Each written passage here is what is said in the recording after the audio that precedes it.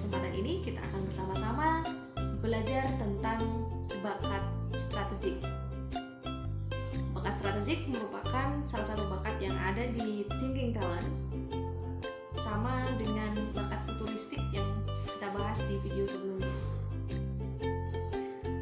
Seseorang dengan bakat strategik kuat adalah orang yang mampu melihat sebuah permasalahan, sebuah target, sebuah objek secara menyeluruh, sehingga dia bisa menemukan pola tertentu yang membuatnya mampu untuk menemukan jalan terbaik, untuk membuat alternatif pilihan untuk menyelesaikan permasalahan, atau untuk mencapai sebuah tujuan, atau untuk mewujudkan sebuah target. Seseorang dengan bakat strategi kuat, mereka mampu melihat pola atau mereka mampu mengurai sebuah kerumitan atau kekacauan menjadi bagian-bagian yang sangat jelas. Itu gambaran bakat strategik. Lalu apa perbedaan antara orang dengan bakat strategi kuat dan yang tidak? Perbedaannya adalah pada ketika seseorang dengan bakat strategi kuat ini menemukan kebuntuan atau hambatan ketika dia merealisasikan langkah-langkahnya atau strateginya, dia akan dengan cepat pikirannya merespon untuk menemukan alternatif jalan yang lain agar tujuan itu tetap bisa terwujud. Berbeda dengan orang yang memiliki bakat strategik lemah atau biasa saja. Mereka cenderung akan membutuhkan waktu yang lebih lama, mereka cenderung akan kebingungan ketika menghadapi sebuah hambatan. Itu perbedaan. Lalu apa potensi kekuatan yang dimiliki oleh orang dengan bakat strategi kuat? Potensi kekuatan atau aktivitas unggulan yang dimiliki oleh orang dengan bakat strategi kuat sama dengan orang dengan bakat futuristik kuat yang lalu, yaitu pada wilayah planning. Karena keduanya sama-sama menggunakan imajinasinya untuk melihat sesuatu secara imajinatif. Jika bakat futuristik kemarin berperan untuk melihat, memprediksi apa yang akan terjadi, dan kemudian dia bisa memberikan warning, ini harus diantisipasi atau ini menjadi bahan untuk motivasi.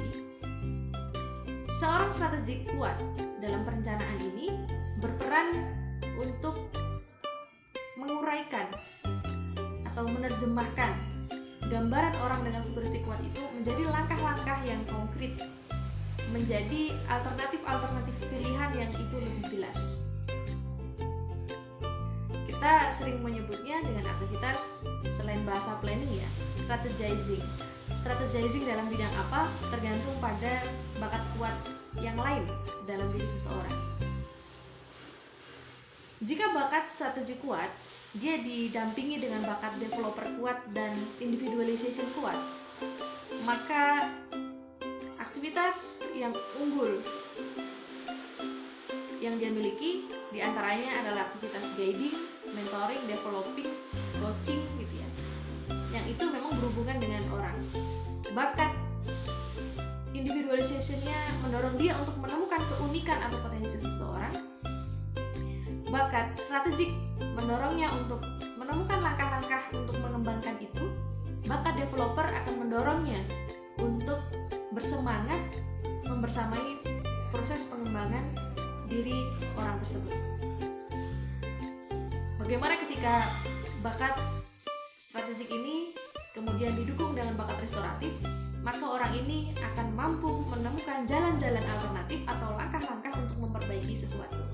Karena seseorang dengan bakat restoratif kuat akan memiliki dorongan yang sangat kuat untuk memperbaiki sesuatu atau mengembalikan sesuatu kepada fungsinya. Itu beberapa potensi kekuatan yang bisa dilakukan atau bisa menjadi alternatif pilihan untuk pengembangan diri seseorang dengan bakat strategi kuat. Lalu, apa peran atau profesi yang bisa diambil oleh orang dengan bakat strategi kuat ini, sehingga dia bisa menghasilkan kinerja yang optimal, kemudian hasil kinerja yang unggul secara konsisten. Jika diambil dari potensi kekuatan aktivitas-aktivitas tadi, maka kita bisa mengambil kesimpulan bahwa dia cocok sebagai seorang planner. Ambillah contoh misalnya trip planner atau trip advisor, ya, agar dia bisa memberikan rekomendasi atau membuat perencanaan perjalanan wisata yang menarik, yang kemudian dia secara waktu bisa sesuai, dia secara budget bisa cocok misalnya. Ini tentu membutuhkan bakat strategik. Yang lain misalnya seorang programmer juga merupakan peran atau profesi yang ini sangat didukung dengan bakat strategi kuat, karena dalam proses programming atau coding dia membutuhkan prosedur yang jelas, membutuhkan langkah-langkah yang jelas, ada sintaksis yang itu harus dipenuhi oleh seorang programmer, sehingga bakat strategik ini akan sangat mendukung untuk orang-orang yang ingin memilih peran atau profesi sebagai seorang programmer. Peran yang lain lagi misalnya kalau di bidang sumber daya manusia, aktivitasnya tadi jelas ya, guiding, mentoring, developing sama coaching. Itu tentu berbicara tentang profesi-profesi coach, mentor, gitu ya. Nah, itu tadi beberapa peran, contoh peran dan profesi yang bisa diambil. Lalu apa perbedaan atau perbandingan dengan bakat futuristik? Tadi saya sempat menjelaskan bahwa jika bakat futuristik dia memiliki gambaran, bakat strategik ini memiliki langkah. Sama-sama gambaran. Kalau futuristik itu gambaran jadinya tentang masa depan, kalau strategik ini adalah gambaran jalannya untuk mewujudkan itu. Lalu ada nggak yang harus diantisipasi? Ada, tentu saja. Seorang dengan bakat strategi kuat sama dengan orang dengan bakat futuristik kuat. Mereka memiliki imajinasi yang sangat kuat, sehingga terkadang dia terlalu sibuk dengan pikirannya. Ya, terlalu sibuk memilah-milah, asik dengan mencoba-coba alternatif jalan, alternatif cara, sehingga terkadang dia tidak segera untuk melangkah, padahal dia tahu langkah yang harus diambil itu mana. Tapi jika dia tidak didukung dengan bakat aktivator kuat misalnya, atau achiever kuat misalnya, maka ada kemungkinan dia akan terjebak pada pikirannya. Yang berikutnya yang perlu diantisipasi oleh orang dengan bakat strategi kuat ini adalah kadang-kadang dia menjadi tidak konsisten untuk menjalani sesuatu. Karena apa? Karena seseorang dengan bakat strategi kuat ini dalam pikirannya punya banyak alternatif jalan, punya banyak alternatif cara, sehingga terkadang dia belum selesai dengan satu langkah, satu jalur yang ada, dia sudah berpindah jalur karena dia merasa kayaknya kalau di sini lebih efektif. Begitu. Ini akan menjadi masalah ketika konteksnya dia adalah seorang leader dan bawahannya adalah orang dengan bakat strategi lemah atau adaptability lemah, sehingga kurang bisa beradaptasi dengan strategi-strategi baru yang diambil oleh si leader ini. Bagaimana mengantisipasinya? Jika Anda seorang leader, maka belajar untuk menepati, menyelesaikan langkah yang sudah disepakati di awal.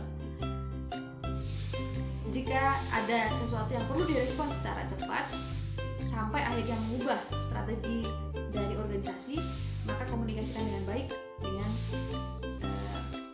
partner gitu ya, dengan anggota organisasi. Itu beberapa hal yang bisa kita bahas, dan silahkan jika masih ada yang mau didiskusikan, silahkan tulis di kolom komentar, atau jika ada yang perlu dikoreksi terutama dari teman-teman praktis dalam mapping, silahkan juga memberikan komentar di kolom komentar di bawah ini atau menghubungi saya melalui media sosial. Oke, saya cukupkan sekian untuk video dengan bahasan bakat strategi kali ini. Insya Allah kita akan ketemu lagi dengan bakat-bakat yang lain di video yang akan datang. Assalamualaikum warahmatullahi wabarakatuh.